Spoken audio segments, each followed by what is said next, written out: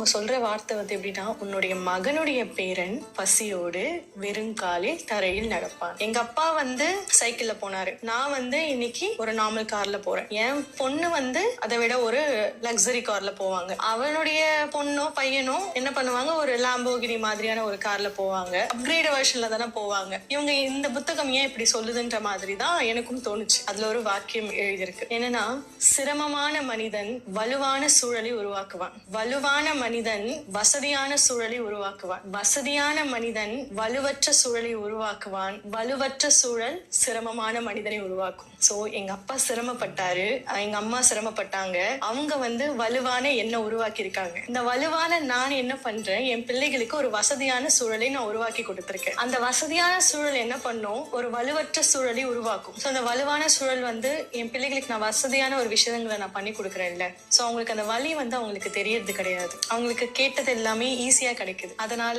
அவர்கள் பிள்ளைக்கு அதை விட ஈஸியா கொடுக்கறதுக்கான விஷயங்கள் தான் அவங்க பண்ணுவாங்க. அவங்களால உருவாக்கப்பட்ட மனுஷன் எப்படி இருப்பான்னா, சிரமமான மனிதனாதான் உருவெடுப்பான். அவங்க சொல்லும் போது ஒரு வார்த்தை சொன்னாங்க, இதை நான் படிக்கும் போது தரை வந்து அவங்க காலை விட்டு நகர்ந்தது அப்படின்னு சொல்லிட்டு, சேம் அந்த ஒரு ஜர்க் மூமெண்ட் தான் இருந்தது எனக்கும்.